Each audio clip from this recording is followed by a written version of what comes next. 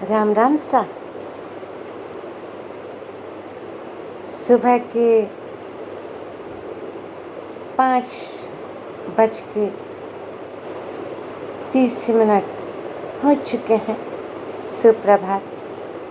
रूप चौदस छोटी दीपावली की आप सभी को बहुत बहुत हार्दिक शुभकामनाएं। खुशी का हर पल आपके जीवन में हो, यही मधुजैन महालक्ष्मी से, श्री राम से, श्री गणेश से और अपने 7 पीढ़ी के पूर्वजों से प्रार्थना करती है। महालक्ष्मी, श्री गणेश, श्री राम और 7 पीढ़ी के पूर्वज हमारी प्रार्थना को स्वीकार करें। दीपावली मतलब राम जब अयोध्या पधारे तो घर घर घी के दीपक जले, पर हम सरसों के या तिल्ली का तेल का दीपक जलाते हैं क्यों, ये तो मुझे भी नहीं पता। नहीं, मंदिर में तो एक घी का दीपक और एक तेल का दीपक जलता है, 2 बड़े दीप जलते हैं जब हम पूजन में बैठते हैं, दीपावली पूजन में। पर सरसों और तिल्ली का तेल क्यों जलाया जाता है? घी के दीपक, शायद घी महंगा है आई थिंक, इसलिए। चलिए, क्योंकि राम तो भक्ति भाव, प्रेम भाव के भूखे हैं। प्रेम से पुकारो तो वो दौड़े दौड़े चले आते हैं और खुश भी हो जाते हैं हम भक्तों से। बिन मांगे जो दे दे, उनसे क्या मांगना। आज मैं रामचरितमानस की कोशिश करूँगी 3 अध्याय आपको पढ़ के सुना रही हूँ, क्योंकि राम से ही दीपावली है। अगर राम ना होते तो दीपावली हम ना मनाते। और दीपावली है बुराई पर अच्छाई की विजय।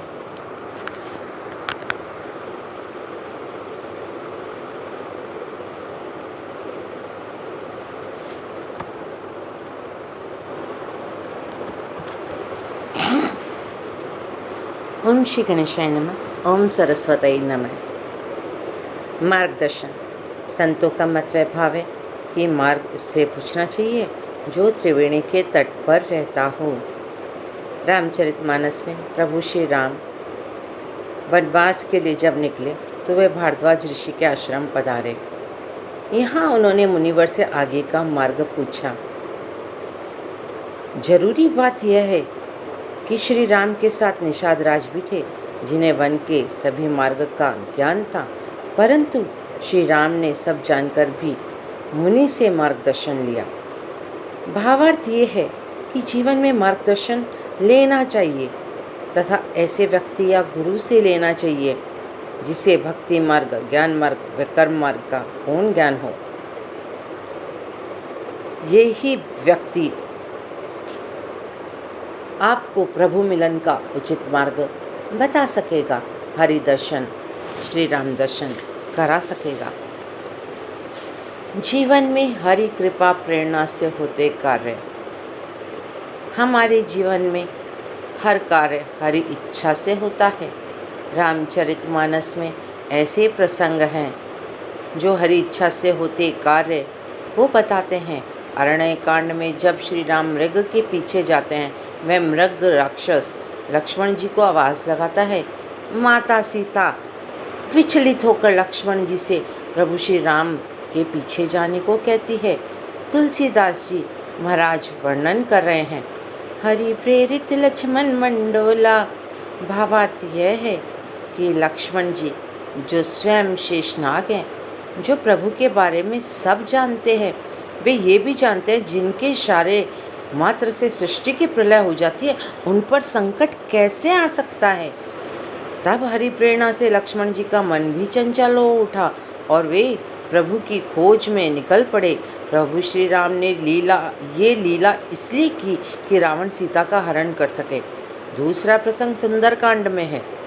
जब श्री हनुमान जी की पूंछ में आग लगाने की तैयारी हो रही थी, तब हनुमान जी सोचते हैं, प्रभु श्री राम का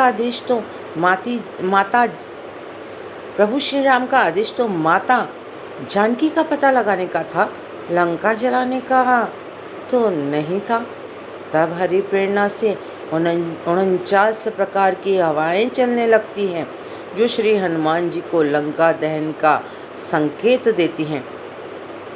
तुलसीदास जी लिखते हैं, हरि प्रेरित ते ही अवसर चले मरुत 49। बुजुर्ग व्यक्ति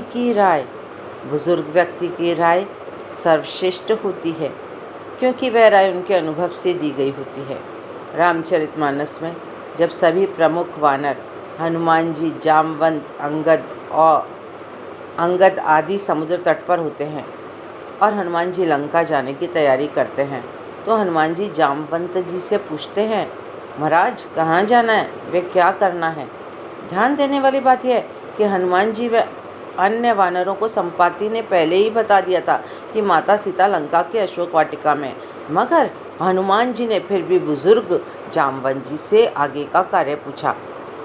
जामवंत जी ने हनुमान जी को उनके बल का स्मरण करा के आगे लंका जाकर माता सीता की खोज करने को कहा। जीवन में जब छोटे बुजुर्गों की अनुभवी राय से आगे बढ़ते हैं तो अवश्य सफल होते हैं। बच्चों में ये संस्कार डालिए कि बच्चे अच्छे श्रोता बन बुजुर्गों की बात सुने व उस पर अमल करें। जय श्री राम। श्री राम का जीवन में प्रवेश मैं प्रेम भाव से आपको सुना रही हूँ और आप प्रेम भाव से इसको सुने तो सच बता रही हूँ, राम कृपा तो असीम बरसेगी, और जिस पर राम की कृपा बरसती है ना, उस पर सबकी कृपा होती है। श्री राम का जीवन में प्रवेश। किष्किंधा कांड में श्री राम और लक्ष्मण जी को हनुमान जी सुग्रीव के पास लाकर मैत्री कराते हैं। यहाँ सुग्रीव श्री राम से बातचीत करते हैं। तुलसीदास जी ने पंक्ति लिखी है, कै सुग्रीव नयन भरी बारी, मिलहि नाथ मिथिलेश कुमारी। सुग्रीव ने नेत्रों में जल भर के कहा, हे नाथ मिथिलेश कुमारी जानकी जी मिल ही जाएंगी।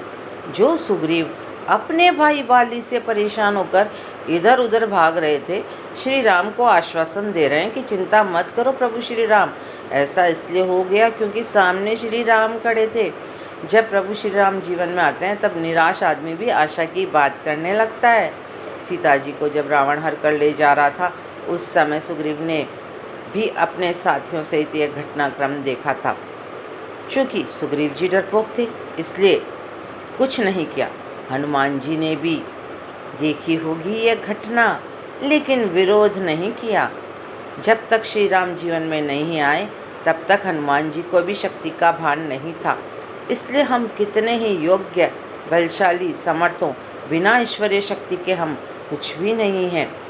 श्री राम के जीवन में आने से पहले हनुमान जी सुग्रीव के सचिव थे। जैसे ही श्री राम ने उन्हें छुआ तो उनका नया परिचय सामने आया, श्री राम दूत के रूप में। यह प्रसंग हमें समझा रहा है कि जीवन में श्री राम को लाने का प्रयास करते रहना चाहिए।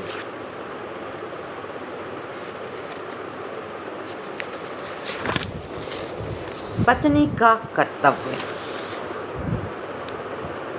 पत्नी का कर्तव्य होता है, एक, हर परिस्थिति में पति का साथ निभाना, व दूसरा, अगर पति गलत रास्ते पर जा रहा हो तो उसे रोकना। रामचरितमानस में सीता जी, मंदोदरी व तारा के चरित्र का वर्णन है। माता सीता 14 वर्ष वनवास में श्री राम के साथ रही। वे सभी प्रकार की कठिनाई सही। वे प्रभु के हर सुख दुख में साथी रही। मंदोदरी रावण की पत्नी थी।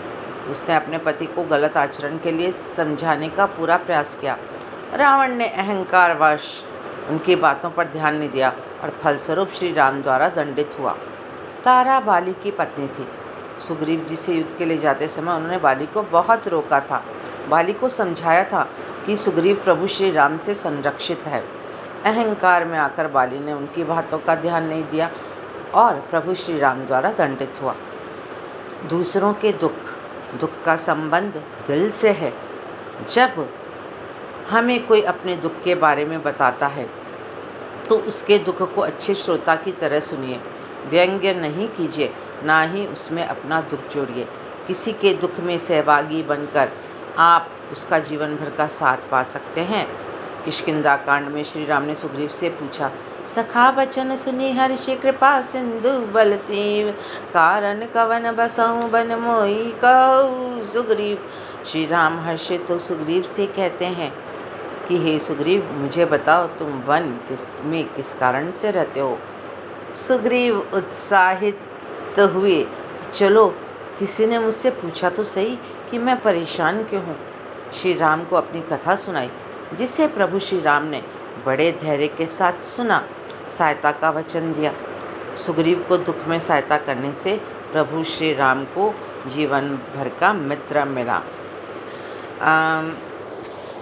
जितना हो सके राम नाम जपें, श्री राम जय जय राम जपें और राम को जीवन में लाने का प्रयास करने का मतलब यानी यही है कि दीन दुखियों की सेवा करें, माता पिता की सेवा करें, जिनको ज़रूरत हो उनकी मदद करें और अच्छे कार्य करें, भलाई का कार्य करें, परोपकार पुण्य, पक्षियों को दाना डालें, गाय को चारा पानी खिलाएं, किसी का दिल ना दुखाए। इसी का मतलब है कि राम स्वयं फिर दौड़े दौड़े, प्रभु श्री राम तो हम बच्चों की पुकार सुन के दौड़े दौड़े चले आते हैं। अब मैं मधु जैन आप सभी को एक बार रूप चौदस की बहुत बहुत हार्दिक शुभकामनाएं। कल दीपावली है, उसकी भी हार्दिक शुभकामनाएं। उसके बाद गोवर्धन पूजा है, उसकी भी हार्दिक शुभकामनाएं। उसके बाद भाई दूज है, उसकी भी हार्दिक शुभकामनाएं। राम राम सा। आपने इतनी देर तक मुझे सुना, इसके लिए आप महान दिव्य लोगों का मैं बहुत बहुत धन्यवाद साधुवाद करती हूँ। जय श्री राम।